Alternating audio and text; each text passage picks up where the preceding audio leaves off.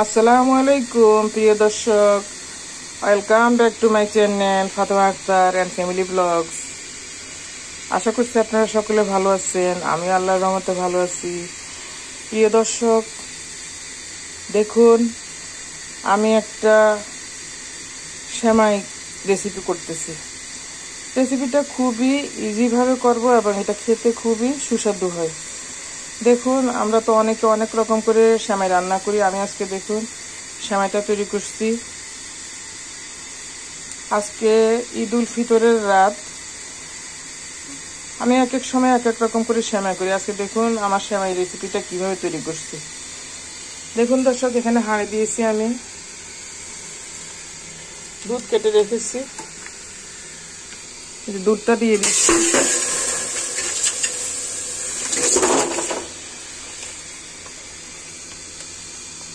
দুধটা দিয়ে দিলাম প্রিয় দর্শক।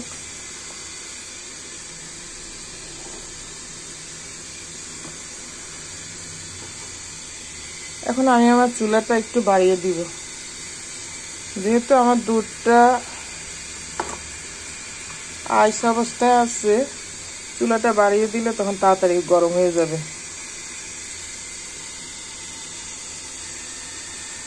বাড়িয়ে দিয়েছি ভালোভাবে।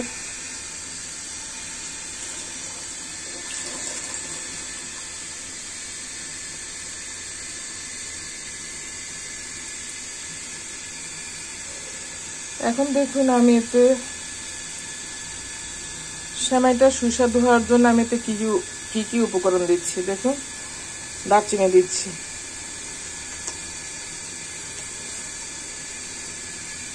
পরিমাণ 3 পিস দারচিনি দিয়েছি,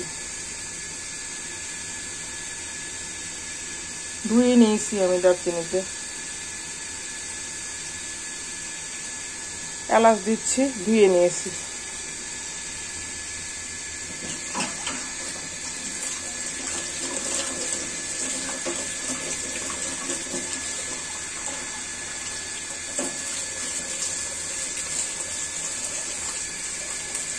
আমি এতে এই যে 1 বাটি পানি দিয়ে দিলাম।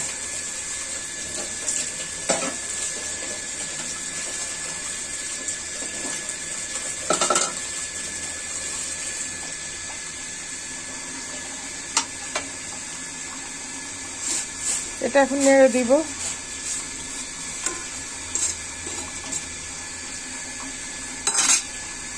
এখানে দেখুন আমি এই যে রাঁধুনির পাঁচফোড়ন আছে আস্ত, এগুলো দিয়ে দিচ্ছি।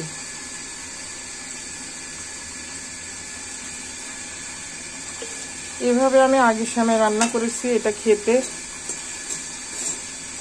ভালো লাগে। এলাচ আর দারচিনি দিয়ে রান্না করলে যেমন ভালো লাগে তার চেয়ে আরো বেশি বেটার ভালো লাগে এটা।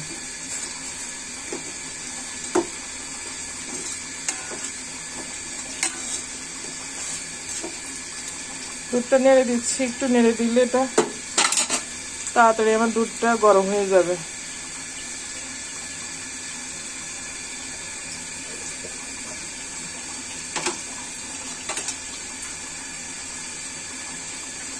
অল্প করে লবণ দিচ্ছি।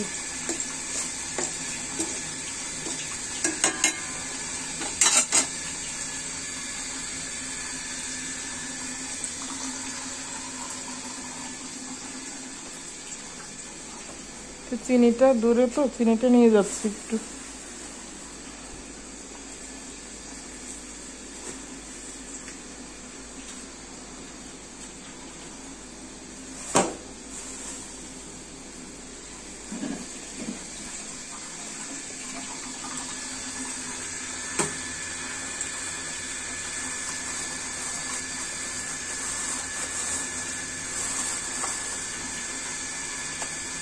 চিনি দিয়ে দিচ্ছি।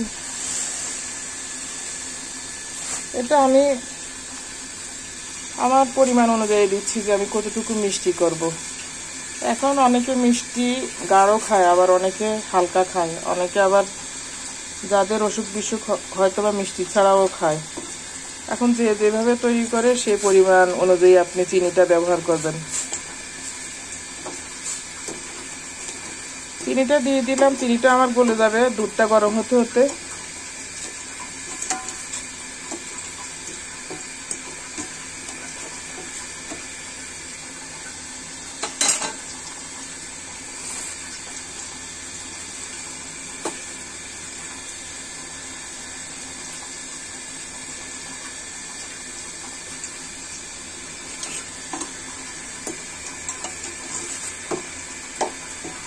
দুধ গরম হতে হতে আমার এই যে মশলার সুঘ্রাণটাও বের হয়ে যাবে।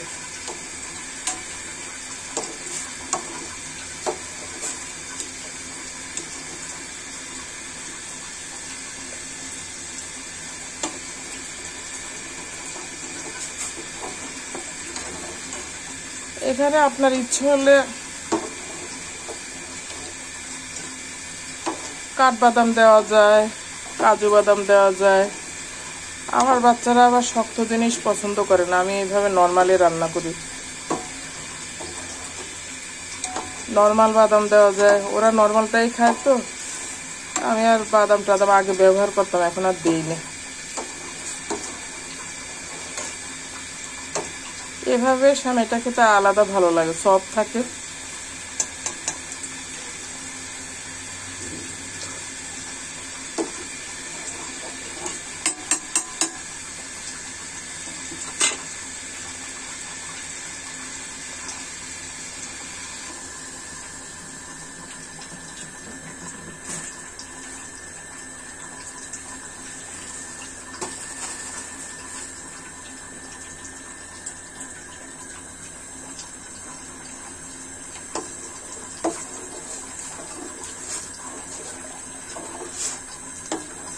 নেড়ে দিলে আপনার মশলাগুলো উপরে নিচে যাবে, ওরা ভিজবে আর সুঘ্রাণটা বের হবে।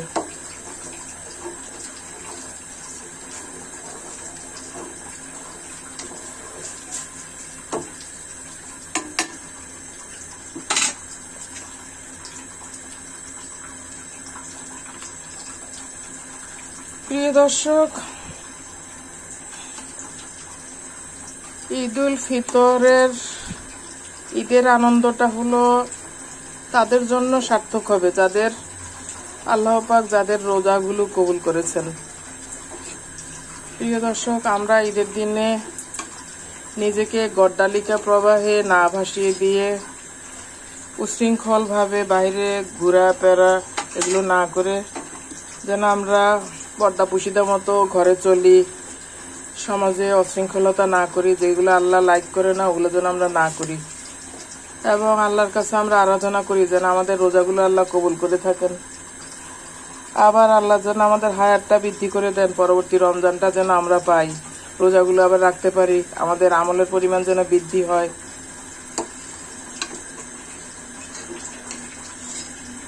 প্রকৃত রোজাদার যাদের রোজা কবুল হয়েছে তাদের জন্য ঈদের আনন্দটা সার্থক। কারণ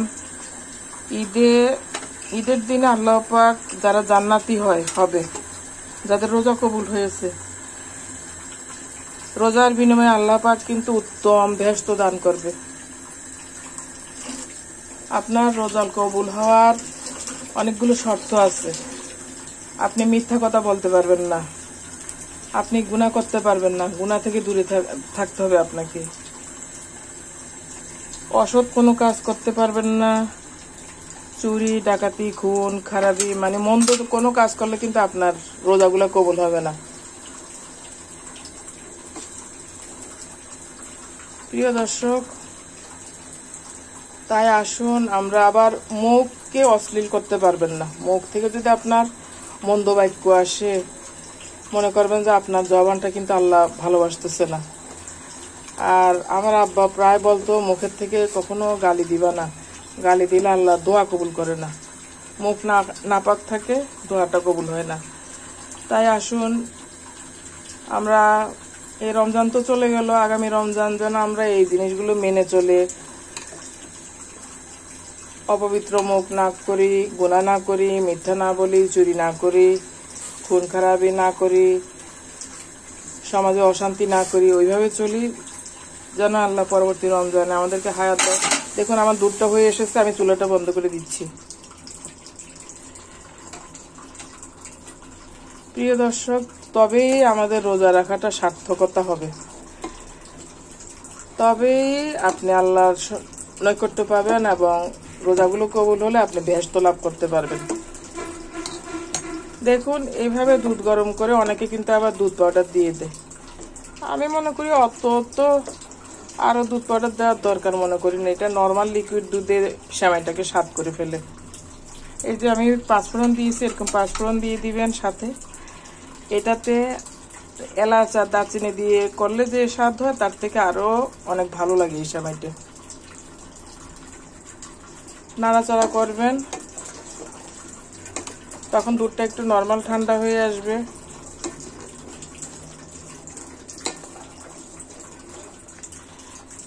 দেখুন দর্শক, আমি সেমাই দিয়ে দিচ্ছি এখন। এই যে এখানে এক বাটি রেখেছি, এটা দিয়ে ঢেলে দিচ্ছি।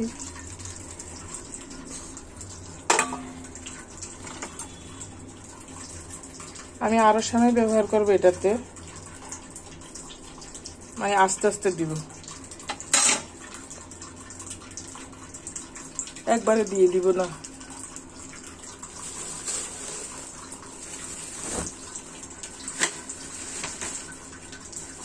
আমি আরো সেমাই নিয়ে আসলাম এখানে, যে প্যাকেট থেকে আরো সেমাই দিয়ে দিব।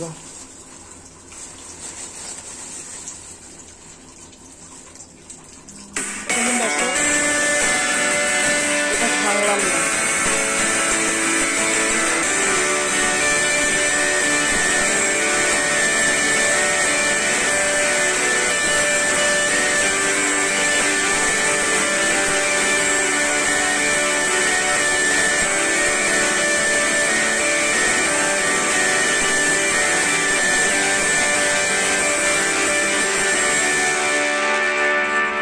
এটা না ভেঙে আমি আরো সময় দিয়ে দিচ্ছি।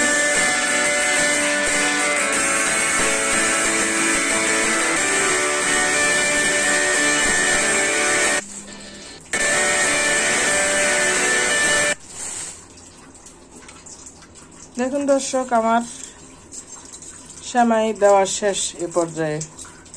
এভাবে আপনি আস্তে আস্তে সেমাইটা দিবেন, তাহলে আপনার সেমাইগুলো গলে যাবে না, আবার সেমাইটা উপরের সেমাইগুলো শক্ত থাকবে আর নিচেরটা একটু সফট হয়ে আসবে। এই সেমাইটা খেতে আপনার ভালো লাগে, কিছু আস্ত থাকবে। এই যে দেখুন, এই যে এমন থাকবে, ভেঙে যাবে না। দেখুন আমার এটা এখন তারপরে ভিজে আর একটু শুকিয়ে যাবে, তবে সম্পূর্ণ শুকাবে না। দেখুন আমার হয়ে গেল লাচ্ছা সেমাই, দুধ দিয়ে তৈরি করা। প্রিয় দর্শক, আপনি এভাবে সহজে সেমাই তৈরি করে নেবেন। আর এই যে আমরা বাদাম টাদাম ভাজা করে যেটা দেয়, ওটা কিন্তু আমাদের জন্য স্বাস্থ্যসম্মত না ভাজা করে দেওয়াটা। বাদাম দিতে হলে আপনার পোড়ানো ছাড়া দিয়ে দিবেন, কাঁচাটাই দুধ সিদ্ধ যখন করেন দুধে কাঁচা বাদামটা দিয়ে দিলেন, ওইটা সিদ্ধ হয়ে সফট হয়ে গেল, ওইটার ক্ষতি হবে না।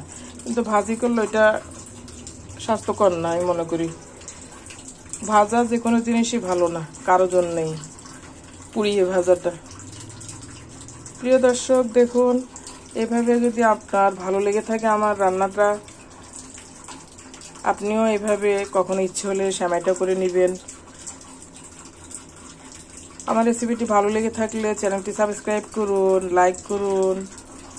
প্রিয় দর্শক, ঈদের শুভেচ্ছা রইল। আপনার জীবনে ঈদ শান্তি বয়ে আনুক, আল্লাহর সন্তুষ্টি বয়ে আনুক, সুখী হন আপনারা সকলে। আমার জন্য দোয়া করবেন, আমি আপনাদের জন্য দোয়া করি যারা আমার ভিডিওগুলো দেখেন বা দেখবেন ভবিষ্যতে। প্রিয় দর্শক, শুভকামনায় এখানে আজকের জন্য বিদায়। আল্লাহ হাফেজ, আসসালামু আলাইকুম।